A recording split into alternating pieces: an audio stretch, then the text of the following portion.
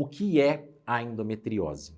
A endometriose é o crescimento das células que revestem a camada interna do útero fora do local normal, onde elas podem se implantar, principalmente nos ligamentos que dão sustentação para o útero, os ligamentos uterossacros, mas também acontecendo e acometendo outras regiões, como os ovários, as trompas, podendo acometer intestino e bexiga. E acredite, pode acometer inclusive o diafragma. Antigamente acreditava-se na teoria de Sampson, a teoria da menstruação retrógrada. E como funciona isso para desenvolver a endometriose? Durante o período menstrual, todas as pacientes têm a exteriorização da menstruação pelo canal vaginal, mas esse conteúdo também se extravasa pelas trompas do útero, caindo na cavidade pélvica. Mas se a gente pensar dessa forma, todas as mulheres teriam endometriose, e não é o que acontece. Então, recentemente, estudos já mostram que tem outros componentes. É claro, essa menstruação retrógrada faz parte da doença, mas tem outros componentes que desencadeiam, que participam desta questão de por que uma mulher vai ter endometriose e por que outra não vai ter. Atualmente, a gente sabe que o principal fator envolvido nesta questão é um quadro de uma autoimunidade. Resumidamente e simplificadamente, é como se o seu sistema de defesa fizesse uma vista grossa para essa célula que se implantou num local inadequado. Ela passa e deixa essa célula continuar se estabelecendo e se proliferando naquele local, podendo formar as lesões de espessamentos e nodulações e acarretando todas as complicações da endometriose. Quando que eu devo suspeitar de um quadro de endometriose? Pacientes que têm dor na relação, pacientes que têm uma cólica menstrual muito intensa, pacientes que às vezes têm dor pélvica no meio do ciclo menstrual, então fora do período menstrual, e aquelas pacientes que têm dificuldade para engravidar. Além disso, tem alguns outros sintomas mais inespecíficos, mas que também merecem atenção, porque podem ser sinais de endometriose. São pacientes que às vezes têm dor para urinar, ou às vezes até sangue na urina. A mesma questão, elas podem ter dor para evacuar e às vezes sair sangue nas fezes.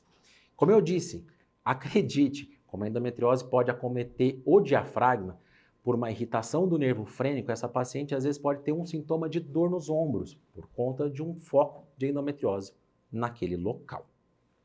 E como é feito o diagnóstico da endometriose?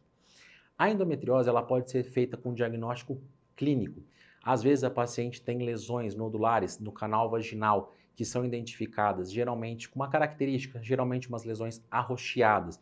E já no exame físico, por visualização direta, você pode fazer o diagnóstico. Além disso, a paciente examinada no consultório, tanto com exame de toque via vaginal, mas também, se necessário, com exame de toque retal, ela pode sentir, pode ser possível de sentir, na verdade, essas lesões. Você vai conseguir perceber ou espessamentos ou nodulações, perceber um enrijecimento neste local, que são características sugestivas da endometriose. Para corroborar e trazer ainda mais embasamento do diagnóstico, a gente se vale dos exames de imagem, ultrassonografia transvaginal e ressonância magnética, ambas feitas com preparo intestinal com pesquisa de endometriose. Então, são exames específicos, feitos por especialistas e voltado especificamente para endometriose. Então, são exames à parte, onde o diagnóstico é feito, em geral, com extrema precisão. As pacientes com endometriose precisam de cirurgia? Sim. O tratamento é baseado nos sintomas da paciente. Se a paciente tem uma sintomatologia importante, a cirurgia vai ajudar. Mas antes de falar da cirurgia, eu vou comentar uma curiosidade. Você sabia que a extensão da doença e o tipo de sintoma, a intensidade do sintoma, não estão correlacionados? Pois é, tem pacientes que às vezes têm uma pequena lesão, uma lesão superficial, nem infiltrativa e tão intensa, e ela tem um quadro extremamente importante. Tem pacientes que, do contrário, têm uma lesão extremamente infiltrativa, comprometimento de diversos órgãos, e às vezes elas não sentem nada. Então essa correlação é importante, e por isso que cada sinal, cada ponto que a gente consegue da paciente na anamnese, ele é extremamente valioso para a gente poder fazer uma avaliação, um exame adequado, investigar essa paciente. e não desmerecer nunca o sintoma que a paciente tem para poder a gente conseguir fazer um diagnóstico correto. Vamos voltar agora para o tratamento, falando a respeito da laparoscopia. Não é indicado no tratamento da endometriose a gente fazer apenas uma cauterização das lesões ou fazer biópsia de algumas lesões e deixar algumas outras para trás ou apenas cauterizadas. Isso não é efetivo e, em geral, essa paciente vai voltar a ter endometriose mais para frente. Então, na laparoscopia, com uma cirurgia que você consegue ter um campo de visão excelente, uma qualidade extremamente alta, você deve remover todas as lesões de endometriose. Não deve ser feita apenas a cauterização. Isso se vale também e, sobretudo, para as lesões de ovário.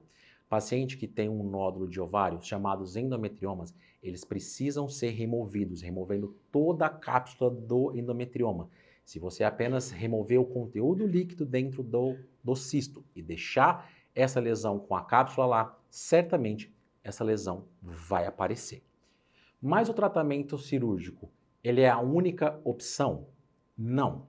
A gente pode se valer também dos tratamentos analgésicos. Então, as pacientes, pelos sintomas que eu já comentei, elas podem se valer de anti-inflamatórios e analgésicos para poder reduzir esses sintomas, mas evitando que esse uso seja crônico, fazendo com que a paciente use de fato enquanto ela está numa investigação até ser abordada e tratada da melhor maneira. O tratamento prolongado pode gerar inúmeras repercussões, principalmente a questão de uso de anti-inflamatórios com certa frequência.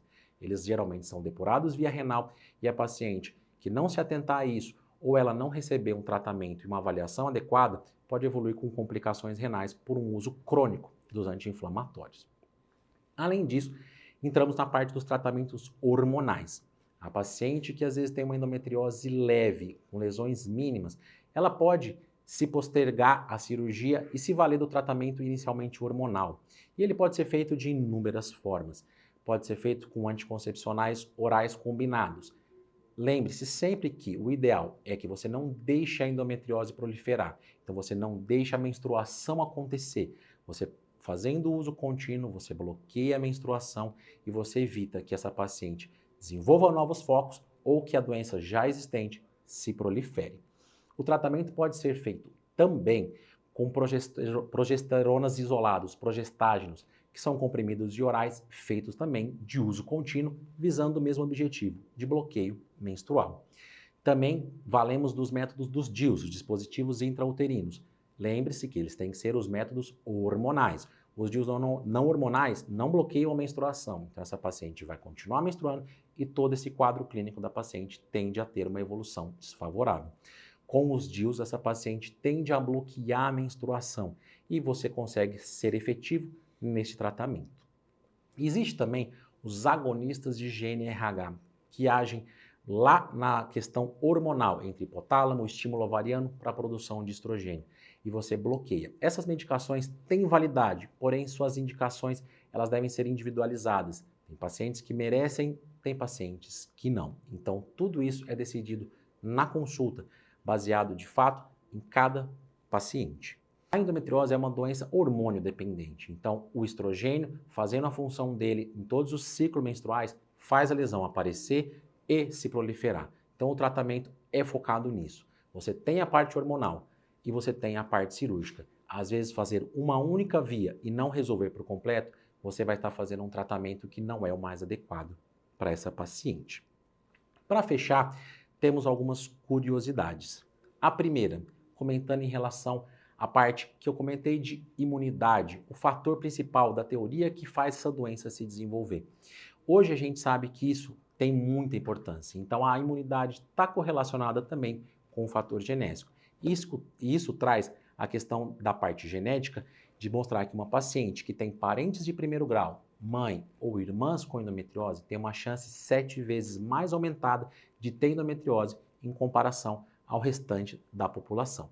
Então, essa paciente que tem parentes de primeiro grau com endometriose, elas valem de uma avaliação para poder ser acompanhadas e identificado, de fato, se tendo sintomas, o quadro da endometriose.